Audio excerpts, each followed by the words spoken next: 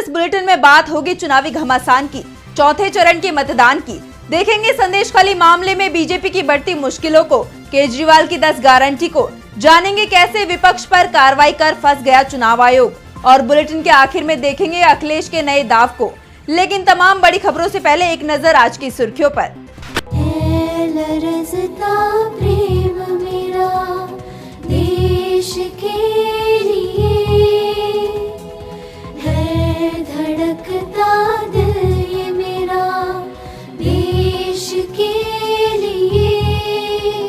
सो आज वचन है मेरा, सो आज वचन है मेरा, हम वोट देने जाएंगे, हम वोट देने जाएंगे देश के लिए, हाँ देश के लिए, हाँ देश के लिए, हाँ देश के लिए।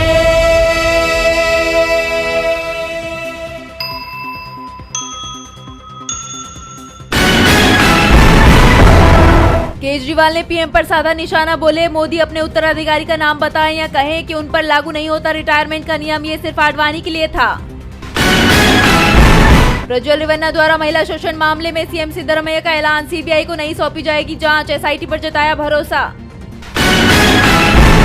पटना में पीएम मोदी के रोड शो के ठीक पहले तेजस्वी यादव का बड़ा बयान, बोले नौकरी का एजेंडा पीएम मोदी को रोड पर ले आया, मैं बिहार में प्रधानमंत्री पर अकेला भारी।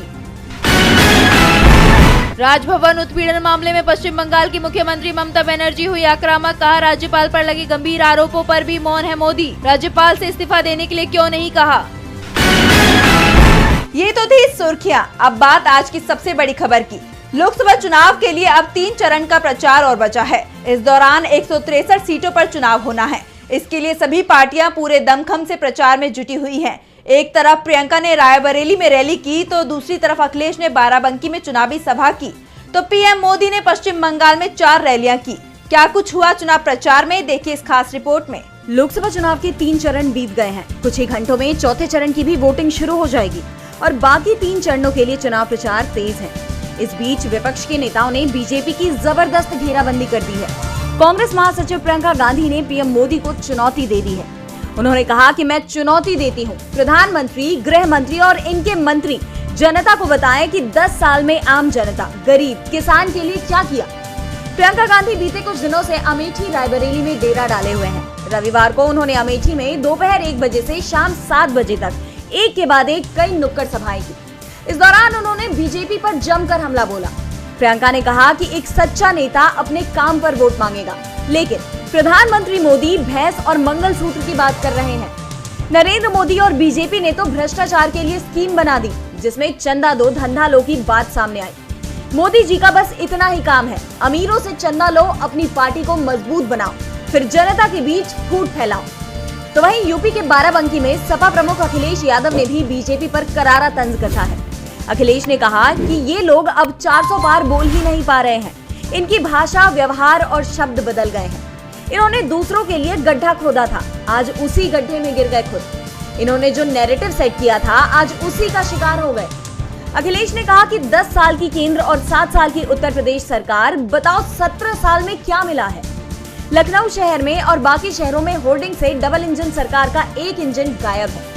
साथ ही उन्होंने दावा किया कि इस बार यूपी समाजवादी पार्टी और इंडिया गठबंधन को 79 सीटें जिता रहा है, केवल 1 सीट पर लड़ाई है। यूपी में कांग्रेस और सपा बीजेपी पर हमलावर थे, तो दक्षिण में शिवसेना यूबीटी प्रमुख उद्धव ठाकरे ने भी करारा हमला बोला है। उद्धव ठाकरे ने दावा किया कि अगर मोदी सरकार नहीं हारी तो देश को काले दिन देखने को मिलेंगे। चुनाव प्रचार में विपक्ष के आरोपों से बीजेपी बैकफुट पर है, तो पहले की 3 चरणों की वोटिंग के बाद मिले रुझानों ने भी उसकी मुश्किलें बढ़ा रखी हैं। इस बीच अब सोमवार को चौथे चरण की वोटिंग की तैयारी पूरी हो गई है। तो इस चरण में किन दिग्गज नेताओं की किस्मत का होगा फैसला, किन दिग्गजों में है कड़ा मुकाबला, देखिए इस रिपोर्ट में। दिवस है और सभी ने बहुत मेहनत की है, पूरा स्वीप टीम ने बहुत मेहनत की है। आदरणीय जिलाधिकारी महोदय और मुख्य विकास अधिकारी महोदय सभी के द्वारा निर्देशन में बहुत अच्छा काम हुआ है मतदाताओं को प्रेरित करने का। और हम चाहेंगे 13 मई को सभी मतदाता अपने घर से निकलेंगे और वोट करेंगे। हमारा जो 90% पार वाला सपना है वो पूरा होगा और बिल्कुल पूरा हमको जनपद खीरी के सभी मतदाताओं पर ये विश्वास है कि वे घर से निकलकर कल मतदान अवश्य करेंगे। इसी उद्देश्य से आज मैं निकला हुआ हूँ और पूरी मार्केट से लेके यहाँ से गोला से पलिया और जहाँ पर भी शाम होगी वहीं तो मैं घूमता रहूँगा। पैदल ही? नहीं, मेरे साथ में आज गाड़ी है और गाड़ी मंगवाई हुई है। ये पूरी आपकी महज कुछ ही घंटों में चौथे चरण के लिए वोटिंग शुरू हो जाएगी। चौथे फेज में 10 राज्यों और केंद्र शासित प्रदेशों की 96 सीटों पर वोटिंग होनी है। इन सीटों पर चुनाव प्रचार थम चुके हैं, मतदान की तैयारियां चल रही हैं। पिछले चुनाव के आंकड़ों को देखें तो 2019 में इन सीटों पर सबसे ज्यादा बीजेपी ने 42, वाईएसआरसीपी ने 22, बीआरएस ने 9 और कांग्रेस ने 6 सीटें जीती थी, जबकि अन्य को 17 सीटें मिली थी। चुनाव आयोग के डेटा के मुताबिक इलेक्शन के चौथे फेज में कुल 1717 कैंडिडेट्स मैदान में हैं, जिनमें 1540 पुरुष और 170 महिलाएं उम्मीदवार हैं। इस बार चुनावी मैदान में 5 केंद्रीय मंत्री, 1 पूर्व मुख्यमंत्री और 2 पूर्व क्रिकेटर मैदान में हैं। इस फेज में उत्तर प्रदेश की कन्नौज सीट पर सपा प्रमुख अखिलेश यादव 15 साल बाद चुनाव लड़ रहे हैं। उनका मुकाबला मौजूदा बीजेपी सांसद सुब्रत पाठक से होगा। तो वहीं बिहार की उजियारपुर सीट से केंद्रीय गृह राज्य मंत्री नित्यानंद राय के सामने आरजेडी के आलोक कुमार मेहता और बीएसपी के मोहन कुमार मौर्य मैदान में हैं। बेगूसराय सीट पर केंद्रीय ग्रामीण विकास और पंचायती राज मंत्री गिरिराज सिंह के सामने बीएसपी के चंदन कुमार दास और कम्युनिस्ट पार्टी ऑफ इंडिया के अवधेश कुमार राय में कड़ी टक्कर देखने मिलेगी। उत्तर प्रदेश की लखीमपुर खीरी सीट पर किसानों को लेकर विवादों से घिरे बीजेपी सांसद अजय मिश्रा ट्रेनी के खिलाफ सपा के उत्कर्ष वर्मा मधुर और बीएसपी के अंशय कालरा चुनाव लड़ रहे हैं। तो उन्नाव लोकसभा सीट से पूर्व केंद्रीय मंत्री और मौजूदा सांसद साक्षी महाराज, सपा से पूर्व सांसद अन्नू टंडन और बीएसपी के अशोक कुमार पांडे टक्कर में हैं। झारखंड की खूंटी लोकसभा सीट पर केंद्रीय मंत्री अर्जुन मुंडा का मुकाबला कांग्रेस के कालीचरण मुंडा के साथ है। सिंहभूम सीट पर तो पूर्व मुख्यमंत्री मधु कोड़ा के खिलाफ बीजेपी ने उनकी ही पत्नी गीता कोड़ा को प्रत्याशी बनाया है। तेलंगाना की सिकंदराबाद सीट से केंद्रीय मंत्री जी किशन रेड्डी के सामने कांग्रेस से दानम नागेंद्र, बीएसपी से बसवानंदम दांडेपू, बीआरएस से पद्मरावती मैदान में है। हैदराबाद सीट पर एआईएमआईएम प्रमुख असदुद्दीन ओवैसी के खिलाफ बीजेपी की माधवी लता है। पश्चिम बंगाल की बहरामपुर सीट से कांग्रेस नेता अधीर रंजन चौधरी के सामने टीएमसी से क्रिकेटर यूसुफ पठान और बीजेपी से निर्मल कुमार साहा है। कृष्णानगर सीट पर टीएमसी से महुआ मोइत्रा, बीजेपी से अमृता राय, सीपीआईएम से एसएन सादी। वर्धमान सीट पर टीएमसी से क्रिकेटर कीर्ति आजाद के सामने बीजेपी से दिलीप घोष है। आसनसोल सीट से मौजूदा टीएमसी सांसद शत्रुघ्न सिन्हा के खिलाफ बीजेपी ने एसएस आलूवालिया को उतारा है। चौथे चरण में ये साफ हो जाएगा कि सरकार किसकी बनने वाली है और बीजेपी की बेचैनी से जो संकेत मिल रहे हैं उससे पार्टी मुश्किल में दिख रही है। तो दूसरी तरफ संदेशखाली मामले को लेकर जो वीडियो सामने आ रहे हैं उसने बीजेपी की बेचैनी को और बढ़ा दिया है। क्या है पूरा मामला, देखिए इस रिपोर्ट में। बंगाल में संदेशखाली मामले को लेकर एक बार फिर सियासी उठापटक जारी है। संदेशखाली में महिलाओं के कथित उत्पीड़न का मामला चर्चा में है। बीजेपी एक तरफ सच को दबाने के आरोप लगा रही है तो दूसरी तरफ तृणमूल कांग्रेस ने बीजेपी पर झूठ फैलाने के आरोप लगाए हैं। अब इस मामले में एक नया वीडियो सामने आया है। वीडियो में बीजेपी मंडल बूथ अध्यक्ष गंगाधर कायल जैसे दिखने वाला शख्स नजर आ रहा है। वीडियो में बीजेपी नेता को ये कहते हुए सुना जा रहा है कि 70 से ज्यादा महिलाओं को टीएमसी नेता शाहजहां शेख और उनके सहयोगियों के खिलाफ विरोध प्रदर्शन में भाग लेने के लिए 2-2 हजार रुपए दिए थे। 45 मिनट के इस वीडियो में बीजेपी नेता ने कहा, हमें 50 बूथों के लिए 2.5 लाख रुपए कैश की जरूरत होगी।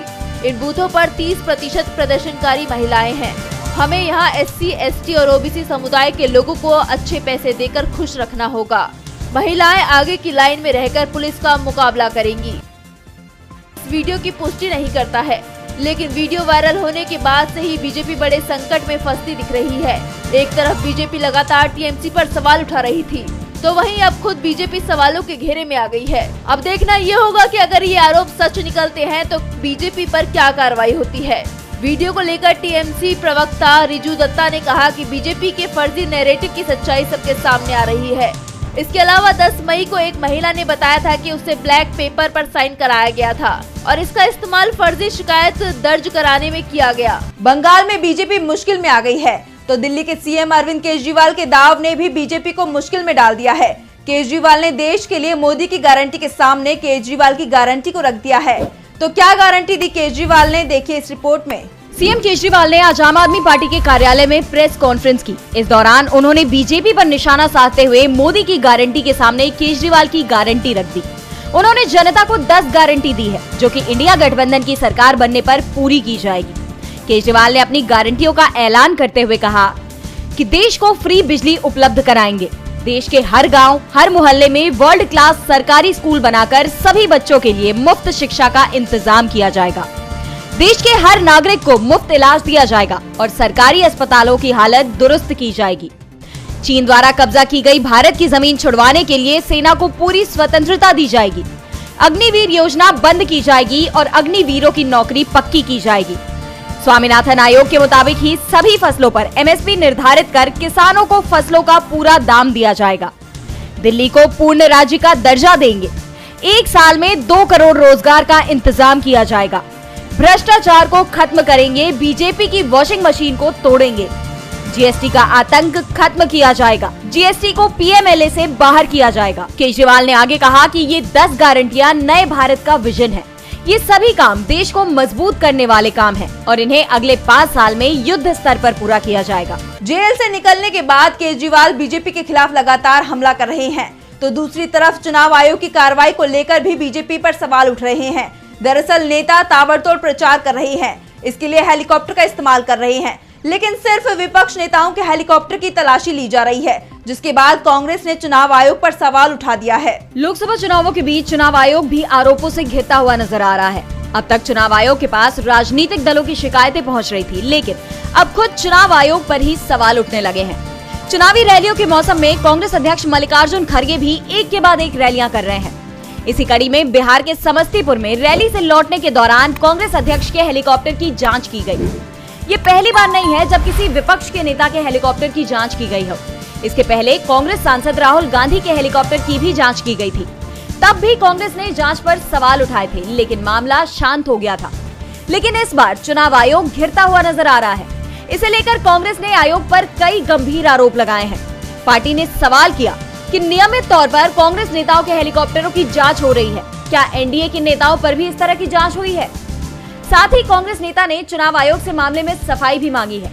मामले में कांग्रेस ने बीजेपी पर आरोप लगाते हुए कहा कि चुनाव अधिकारियों के द्वारा कांग्रेस और विपक्ष के नेताओं को निशाना बनाया जा रहा है। वहीं बीजेपी के नेताओं को स्वतंत्र रूप से घूमने की अनुमति मिल रही है। इसके पहले भी चुनाव आयोग पर दोहरा रवैया अपनाने का, बीजेपी के इशारों पर काम करने के आरोप लगते आए हैं। ऐसे में अब देखना ये होगा कि इस बार क्या सफाई देगा चुनाव आयोग। एक तरफ चुनाव आयोग सवालों को घेरे में आ गया है, तो दूसरी तरफ हरियाणा की नायब सैनी सरकार भी सवालों के घेरे में है और दावा किया जा रहा है कि ये सरकार जल्द ही चली जाएगी। राज्यपाल हरियाणा सरकार को विधानसभा में विश्वास मत पेश करने का आदेश दे सकते हैं। क्या है पूरा मामला, देखिए इस खास रिपोर्ट में। हरियाणा में बीजेपी की नायब सैनी सरकार संकट में चल रही है। हरियाणा की राजनीति में इस वक्त सियासी तूफान आया हुआ है। इस वक्त विपक्ष बीजेपी पर भारी पड़ता दिखाई दे रहा है। 3 निर्दलीय विधायकों के समर्थन वापस लेने के बाद सैनी सरकार अल्पमत में आ गई है, जिसके बाद विपक्ष ने फ्लोर टेस्ट कराने की मांग को तेज कर दिया है। कांग्रेस विधायकों ने राज्यपाल से मांग की है कि सरकार अल्पमत में है, इसे बर्खास्त किया जाए। इस बीच दावा किया जा रहा है कि राज्यपाल बंडारू दत्तात्रेय ने कांग्रेस के सभी 30 विधायकों के दस्तखत वाला पत्र मांग लिया है, जिससे संकेत मिल रहे हैं कि राज्यपाल नायब सिंह सैनी की सरकार से बहुमत परीक्षण को कह सकते हैं। इसके लिए विधानसभा का विशेष सत्र जल्द ही बुलाया जा सकता है। इस बीच पूर्व मुख्यमंत्री मनोहर लाल खट्टर ने बड़ा दावा किया है। उन्होंने कहा कि हरियाणा विधानसभा में फ्लोर टेस्ट होगा। जेजेपी को इस मामले को नहीं उठाना चाहिए था, लेकिन अब उन्होंने उठा लिया है तो वो कटघरे में फंस गए हैं। जेजेपी के 6 विधायक हमारे संपर्क में हैं। पिछले दिनों जननायक जनता पार्टी के अध्यक्ष दुष्यंत चौटाला ने राज्यपाल बंडारू दत्तात्रेय को चिट्ठी लिखकर फ्लोर टेस्ट कराने की मांग की थी। और बुलेटिन के आखिर में बात अखिलेश यादव के नए दाव की। लोकसभा चुनाव के चौथे चरण के मतदान से पहले समाजवादी पार्टी ने एक बड़ा दाव खेला है। समाजवादी पार्टी ने प्रत्याशियों की नई सूची जारी की है। सपा की सूची ने राजनीतिक सरगर्मियां बढ़ा दी हैं। अखिलेश के इस दाव से बीजेपी टेंशन में दिखाई दे रही है। तो सपा ने किसे बनाया उम्मीदवार और क्यों बढ़ी बीजेपी की टेंशन, देखिए इस बुलेटिन में। लोकसभा चुनाव जैसे जैसे आगे बढ़ रहा है, सियासी सरगर्मियां भी तेज होती हुई नजर आ रही हैं। सपा प्रमुख अखिलेश यादव ने एक बार फिर पार्टी की रणनीति में बड़ा उलटफेर कर दिया है, जिससे बीजेपी की नींद उड़ती हुई नजर आ रही है। रविवार को सपा प्रमुख ने पार्टी की नई लिस्ट जारी की है। इसमें उन्होंने 2 उम्मीदवारों की घोषणा की है। पार्टी ने रॉबर्ट्सगंज सीट से छोटेलाल खारवाल को टिकट दिया है, तो वहीं मिर्जापुर सीट पर कैंडिडेट बदल दिया है। उत्तर प्रदेश की मिर्जापुर सीट एनडीए की सुरक्षित सीटों में गिनी जाती है, लेकिन सपा की घोषणा के बाद इस सीट पर भी मुकाबला कड़ा होता हुआ नजर आ रहा है। अखिलेश ने इस सीट पर राजेंद्र बिंद की जगह रमेश बिंद को प्रत्याशी घोषित किया है। रमेश बिंद जो भदोही से बीजेपी के मौजूदा सांसद हैं, लेकिन अब सपा ने उन्हें मिर्जापुर से बीजेपी के खिलाफ उतार दिया है। अब इस सीट पर 2 एनडीए सांसदों में ही टक्कर हो रही है, क्योंकि मिर्जापुर से 2014 से ही अपना दल एस की अनुप्रिया पटेल सांसद हैं। दरअसल रमेश बिंद ने 2019 में भी बीजेपी से मिर्जापुर से टिकट मांगा था, लेकिन पार्टी ने बिंद को भदोही से मैदान में उतार दिया था। बिंद चुनाव जीते और सांसद बने। इस बार भी वो मिर्जापुर से दावेदारी कर रहे थे, लेकिन बीजेपी ने उन्हें किसी भी सीट से उम्मीदवार नहीं बनाया, जबकि बिंद का मिर्जापुर सीट पर अच्छा प्रभाव है, जिसके बाद सपा ने बिंद को अपने पाले में कर लिया और टिकट दे दिया। मिर्जापुर रमेश बिंद का जन्म स्थल है और यहाँ मंझवा क्षेत्र से वो 3 बार विधायक भी रह चुके हैं। ऐसे में इस सीट पर उनकी एंट्री ने यहाँ मुकाबला दिलचस्प बना दिया है। बीजेपी भी टेंशन में नजर आ रही है। आज सोशल मीडिया से लेकर आपके चलते फिरते जीवन में भी पत्रकारिता के बुरे दौर की चर्चा होती है, क्योंकि जिन लोगों पर सूचना देने की जिम्मेदारी है वो आपके लिए नहीं बल्कि कॉरपोरेट और सरकारों को फायदा पहुंचाने में लग गए हैं। विज्ञापन मॉडल को खारिज कर आप इस बीमारी को दूर कर सकते हैं और अपने नारे को बुलंद कीजिए। मेरे खर्च पर आजाद है खबरें।